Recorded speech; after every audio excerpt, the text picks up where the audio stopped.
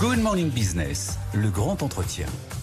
8h19 sur BFM Business et sur RMC Découverte. Notre invité, c'est Mathieu Lefebvre. Bonjour, député Ensemble pour la République du Val-de-Marne. Vous êtes membre de la commission des finances, de l'économie générale et du contrôle budgétaire. Vous avez fait ce week-end une tribune avec 27 députés du même parti dans laquelle vous demandez à ce qu'il n'y ait pas de hausse de la fiscalité. Je vous le lis, toute hausse d'impôts contribuerait à dégrader la compétitivité retrouvée de notre pays, à rompre le pacte de confiance avec les Français et à faire fuir les entreprises et à condamner tout partage de la valeur. Vous craignez un défouloir fiscal. Est-ce qu'on y est ?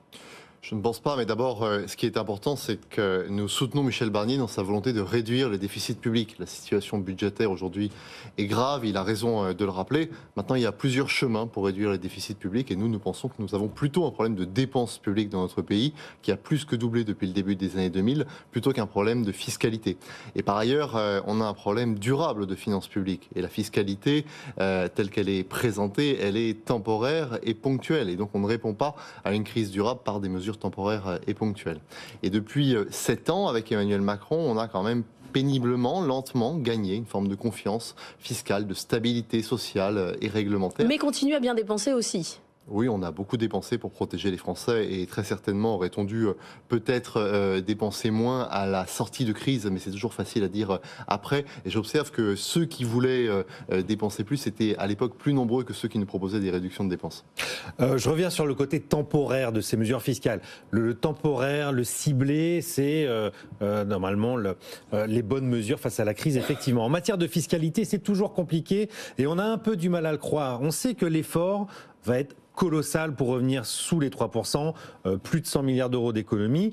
Est-ce que vous croyez à ce one-shot fiscal, à cette mesure temporaire, ou est-ce que ce temporaire est là pour durer selon vous ? Je crains que le temporaire ne dure. J'ai en mémoire la contribution sur les hauts revenus de 2011 ou 2012, qui était à l'époque exceptionnelle et qui est encore présente aujourd'hui. En général, la fiscalité qui est censée ne pas durer, dure et survit à auteurs.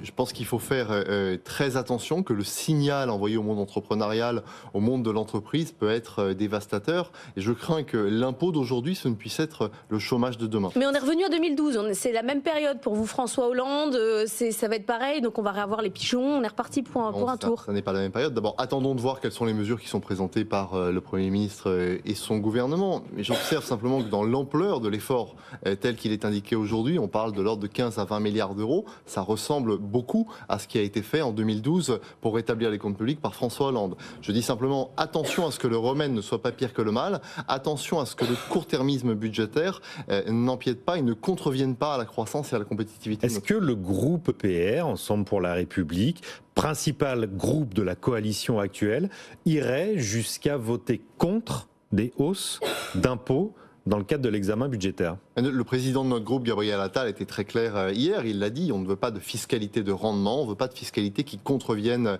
à la croissance de notre pays et à l'emploi de demain. S'il y a des mesures qui vont dans ce sens, nous serons extrêmement vigilants et nous pourrons évidemment voter contre. Je pense notamment à la hausse de l'impôt sur les sociétés qui nous paraît être une mesure qui dégrade très fortement la compétitivité de notre pays. Il y a des choses qui sont bien sur l'immobilier, par exemple ?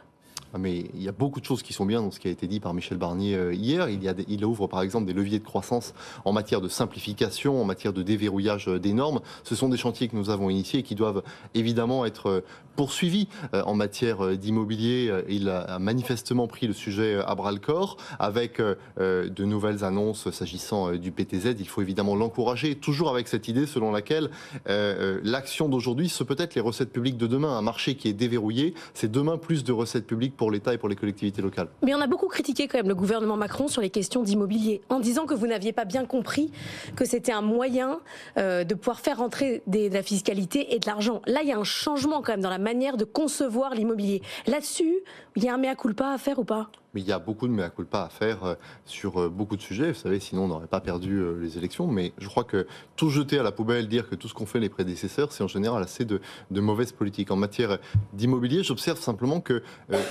ça n'est pas toujours l'outil fiscal qui fonctionne. Dans le fond, on crée des dispositifs fiscaux comme le Pinel. Depuis, ça fait 30 ans qu'il y a des dispositifs fiscaux de ce type et qui n'ont pas manifestement aidé à résoudre la crise du logement. Donc lui, il ne faut pas le continuer.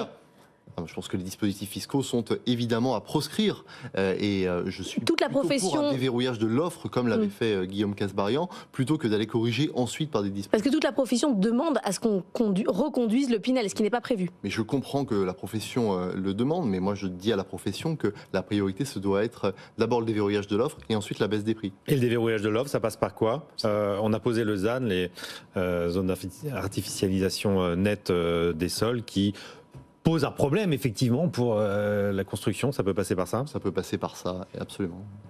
Vous avez dit, il faut aller regarder du côté des dépenses. Alors allons-y, le MEDEF a fait 5 propositions hier. 30 milliards. 30 milliards. Il y a des choses un peu anecdotiques, comme sur les transfrontaliers.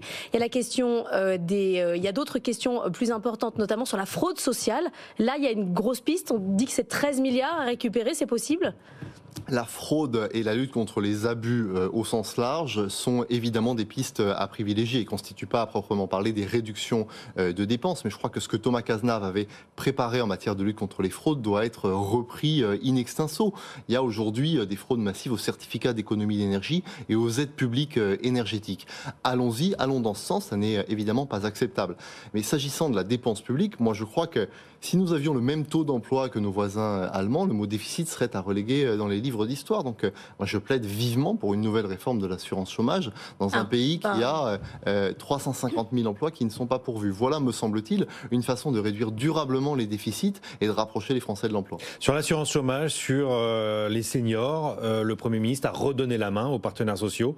Vous saluez ce mouvement ? Il y a une méthode Barnier incontestablement et il faut la saluer. Mais vous croyez au dialogue avec les partenaires sociaux, tout comme avec les collectivités locales ? Vraiment, il a tendu la main à absolument tout le monde. Bien sûr, on vit dans un moment qui est un moment qui a besoin d'apaisement, de dialogue, d'écoute, mais à la fin, il faut trancher. Et je pense qu'il faudra prendre des mesures qui sont des mesures fortes pour rétablir les comptes publics et pour redonner confiance dans la solidité de notre économie. Toujours sur la réduction des dépenses publiques, on a eu quelques pistes sur la chasse aux doublons, sur les fusions d'agences. On n'est pas tout à fait à la hauteur des 20 ou 30 milliards d'euros d'économies qu'il va falloir trouver chaque année, encore une fois, pendant 5 ans. Est-ce que vous, Ensemble pour la République, vous serez force de proposition ? Est-ce que vous pouvez nous annoncer des pistes de réflexion pour renforcer la baisse des dépenses publiques ce matin ? Nous avons toujours été favorables à la réduction des dépenses publiques qui sont trop élevées. Et vous êtes au pouvoir depuis 7 ans, Mathieu Lefèvre, et la dépense publique a explosé, plus 300 milliards en 5 ans. On a aussi vécu des crises que personne n'a vécues, et ces 7 dernières années, moi je n'ai vu aucune piste de réduction des dépenses publiques de la part des autres partis politiques. Maintenant, c'est une nouvelle ère politique qui s'ouvre. Mais voyez, par exemple, on a proposé avec le rapport d'Éric Woerth des mesures, me semble-t-il, assez efficaces sur la décentralisation, qui me semble de nature à réduire le millefeuille territorial et à réduire durablement la dépense publique et les doublons. S'agissant par exemple du financement de l'alternance, il me semble qu'on a là des propositions qui ont été mises sur la table par Gabriel Attal qui peuvent être reprises. Évidemment, quand Michel Barnier dit hier à Gabriel Attal où sont vos pistes de réduction de dépenses publiques, il en a formulé de nombreuses alors qu'il était Premier ministre. On aura à cœur qu'elles soient actives dans les prochains mois. Mais alors à 8h28, moi franchement je ne sais pas si vous êtes dans l'opposition ou avec le gouvernement. À la fin, je ne sais pas. C'est très clair, nous soutenons le gouvernement de Michel Barnier, nous voulons sa réussite. Il y a des membres du gouvernement qui appartiennent à notre famille politique. Et nous disons simplement que s'agissant du budget, la potion fiscale est aujourd'hui peut-être un petit peu amère et qu'elle peut contrevenir à l'objectif de... Ce qui est quand même un point de désaccord important. C'est un point de désaccord important, mais il y a un débat parlementaire. Le gouvernement, j'entendais ce matin Maud Brejon dire il y aura des amendements, des débats.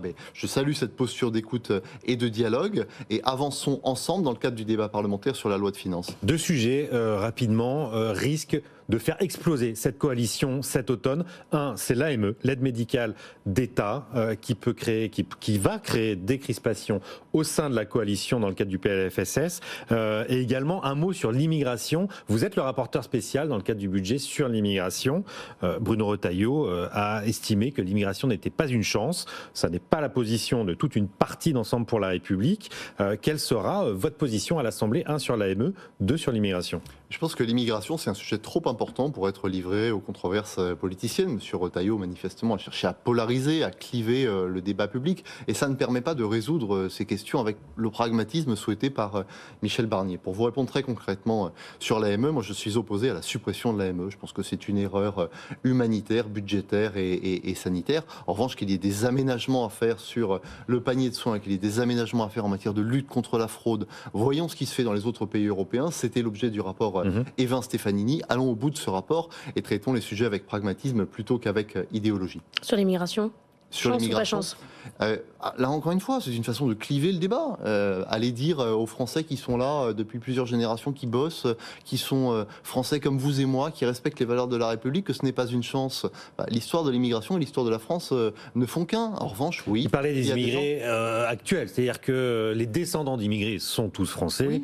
Le sujet de l'immigration, c'est le sujet de l'accueil aujourd'hui. Il y a une grande hypocrisie au-delà de l'aspect identitaire que cela révèle, une hypocrisie économique. Qui peut croire que demain, notre économie fera sans une main-d'œuvre qui est issue de l'immigration? Qui peut croire que demain, nous allons répondre aux besoins économiques et sociaux du pays en se repliant sur nous-mêmes? C'est absolument absurde. En revanche, évidemment, il faut une fermeté absolue sur les questions de délinquance de la part des étrangers, évidemment. Merci Mathieu Lefebvre d'être venu dans Good Morning Business ce matin.